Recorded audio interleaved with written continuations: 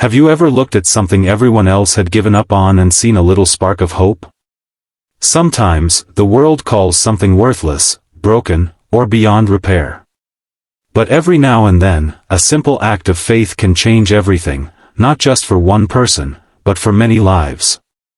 This is the story of a struggling single father, a burned-out Ferrari bought for only $800, and a billionaire woman who suddenly wanted it back. What happened next would teach an entire community a powerful lesson about kindness, second chances, and the true value of a human heart. Before we begin, don't forget to subscribe, like, and leave a comment below. Tell us where you're watching from and share a story about a kind act that changed your life. Welcome to Echoes of Stories, where ordinary people inspire extraordinary lessons. Mark Dawson never imagined that an old wrecked Ferrari would change his life. At 38 years old, Mark was raising his 8-year-old daughter Lily alone in a small town near Lake Michigan. Life had not been easy since his wife passed away 3 years earlier. He worked long hours as a mechanic, trying his best to keep food on the table and a roof over their heads. Every day was a struggle, but Mark never complained. He always told Lily the same thing. Kindness costs nothing, sweetheart, but it can change everything. One rainy Saturday morning, Mark visited a local salvage auction looking for cheap parts for his garage. Most people came and left quickly, searching for valuable deals. Near the back of the lot sat something unusual. A Ferrari. Or at least what was left of one. The red sports car was badly burned. The paint was ruined. The interior was destroyed. Rust covered parts of the body. Everyone laughed when they saw it.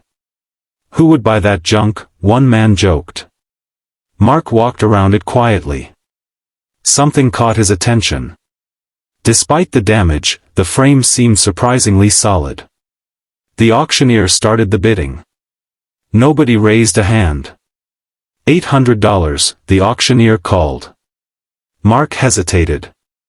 Then Lily tugged his sleeve. Dad, it looks lonely. Mark smiled. $800 was money he could barely spare. Still, he lifted his hand. Sold. People laughed as the father and daughter drove home. But Mark wasn't embarrassed. For some reason, he felt that old Ferrari deserved a second chance. Over the next several months, Mark worked on the car whenever he had free time. After long days at the garage, he spent late nights cleaning rust, replacing damaged parts, and repairing whatever he could. Lily helped too. She handed him tools, cleaned small pieces, and sat beside him during countless evenings. The project became more than fixing a car. It became healing. Father and daughter laughed together. Shared stories. Created memories. Word slowly spread around town. People began stopping by to watch. One elderly neighbor brought homemade cookies. Another donated spare tools. A retired painter offered free labor. Little by little, kindness surrounded the project. The Ferrari became a symbol of hope. 6 months later, something unexpected happened. A black luxury SUV pulled into Mark's driveway. Several people stepped out. Among them was a woman named Victoria Sinclair. Everyone knew her name. Victoria was one of the wealthiest entrepreneurs in the country. She owned technology companies worth billions.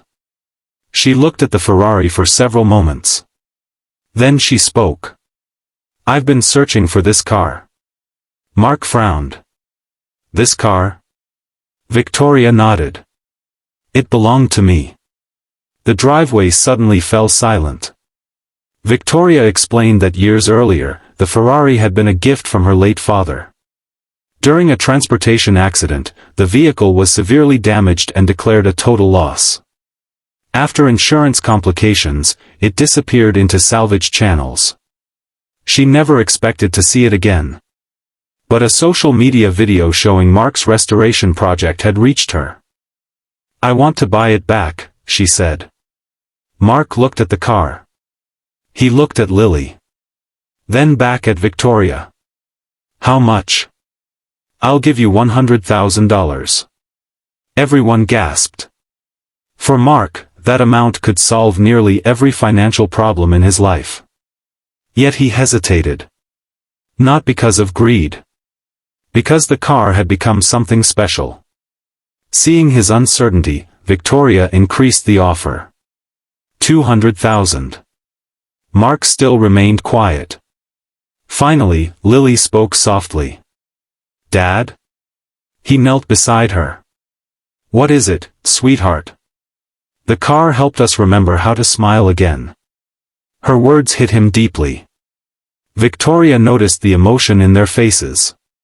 For the first time, she stopped seeing a restored Ferrari. She saw a father and daughter rebuilding their lives together. That evening, Victoria asked if she could hear their story. They sat in the garage for hours. Mark shared the struggles of single parenthood. The long nights. The financial stress. The loneliness after losing his wife. Victoria listened carefully. She rarely talked about her own life, but that night she did. Despite her wealth, she admitted feeling isolated. Success had filled her bank accounts but left many empty spaces in her heart. As the conversation continued, something unexpected happened. A friendship began. The next morning, Victoria returned. Everyone expected another business negotiation. Instead, she surprised them. I still want the Ferrari, she said. Mark nodded. I understand. But not for myself. Now everyone looked confused. Victoria smiled. I've been thinking about what this car became. It brought people together. It inspired kindness throughout this town. She paused. That's worth more than any luxury vehicle. Then she made an extraordinary proposal. She would purchase the Ferrari for $200,000. But the car would remain in the town. Specifically, it would be displayed in a new community center she planned to fund. The center would provide free programs for struggling families, single parents, and children. Mark stared in disbelief. Why would you do that? Victoria looked at Lily. Because kindness should keep moving forward. Construction began months later. The old warehouse downtown was transformed into a beautiful community center. Families received support. Children found safe places to learn. Parents discovered resources during difficult times. And at the entrance stood the restored Ferrari. Not as a symbol of wealth, but as a symbol of second chances. Visitors often stopped to read the small plaque beside it. It told the story of a father who believed in broken things. A little girl who saw value where others saw junk. And a billionaire who learned that generosity creates a legacy far greater than money. Years later, people still talked about the Ferrari. But they rarely talked about its engine, speed, or market value. Instead, they talked about the lives it changed. The friendships it created. The hope it inspired. And the kindness that turned a burned-out wreck into something beautiful. Because in the end, the greatest transformations are never about cars, buildings, or money. They are about people. They happen when someone chooses compassion over judgment. Hope over despair. Kindness over indifference. And that is the lesson Mark, Lily, and Victoria shared with the world.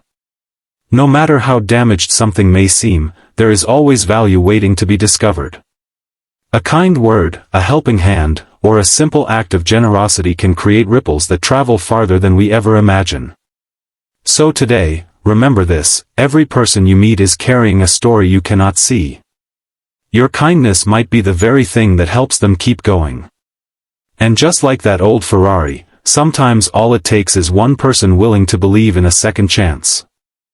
Thank you for listening to this story from Echoes of Stories. If it touched your heart, share it with someone who could use a little hope today. Until next time, keep spreading kindness wherever you go, because even the smallest act of kindness can change a life, and sometimes, it can change the world. 1 year after the Ferrari found its new home inside the community center, life looked very different for Mark and Lily. The center had become the heart of the town. Every afternoon, children filled the classrooms with laughter. Single parents attended free workshops. Families facing difficult times found support, friendship, and hope. And standing proudly near the entrance was the famous red Ferrari. People came from neighboring towns just to see it. But one chilly autumn morning, something happened that nobody expected. When Mark arrived at the community center, he noticed a teenage boy sitting alone beside the Ferrari. The boy looked exhausted. His clothes were worn. His eyes were filled with sadness. Mark approached gently. "Everything okay, son?" The boy quickly wiped his face. "Yeah." But Mark knew that answer wasn't true. Years of raising Lily alone had taught him how to recognize hidden pain. He sat down beside him. For several minutes, neither of them spoke. Finally, the boy broke the silence. "My name is Ethan." Mark smiled. "I'm Mark." Ethan glanced toward the Ferrari. "I read the story on the plaque." Mark nodded. "It's a good story." Ethan swallowed hard. "I wish people believed in me the way you believed in that car." The words hit Mark's heart. Slowly, Ethan explained his situation. His mother was seriously ill. His father had left years ago. The family was struggling financially. Recently, Ethan had dropped out of school to work odd jobs and help pay bills. Every day felt heavier than the one before.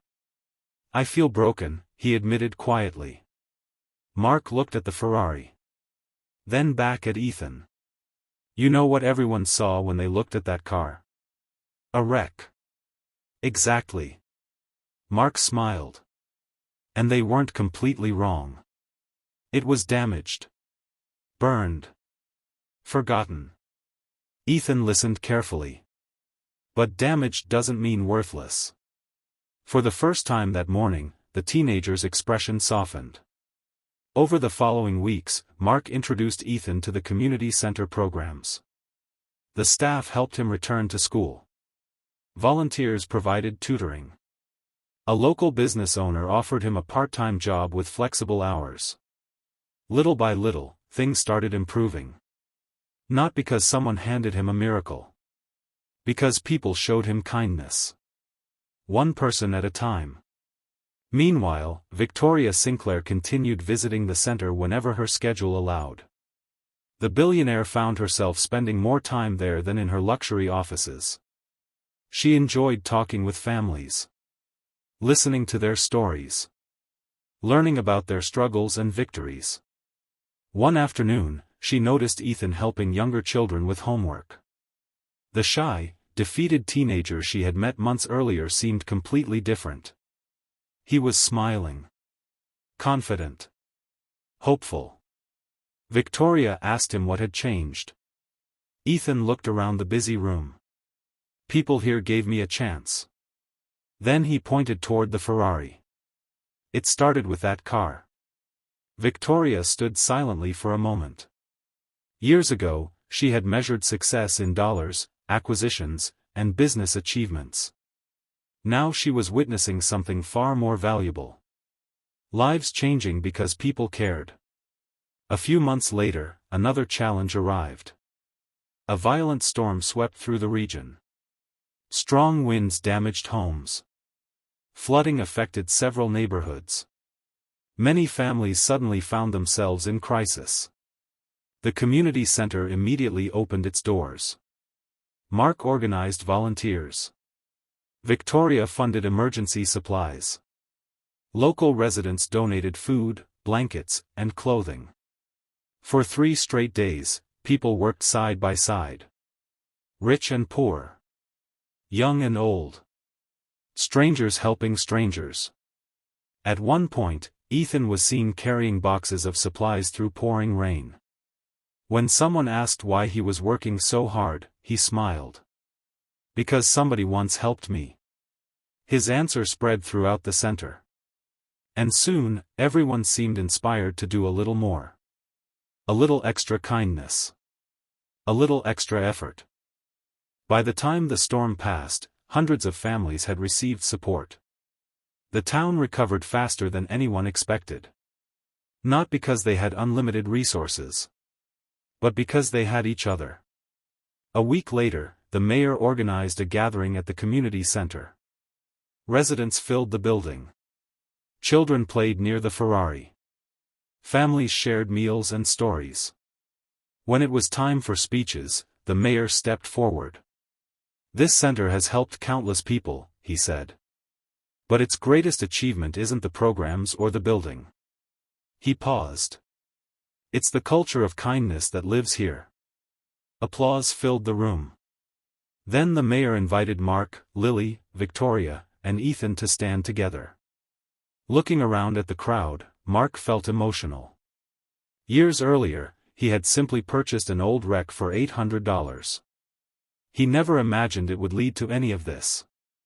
Lily squeezed his hand. Victoria smiled warmly. Ethan stood proudly beside them. The four of them represented different backgrounds, different struggles, and different journeys. Yet kindness had connected all their lives. That evening, after everyone left, Mark stood alone near the Ferrari. He ran his hand along the restored red paint. The car had once been considered worthless. Now it represented hope for an entire community. Lily walked over and stood beside him. "Dad?"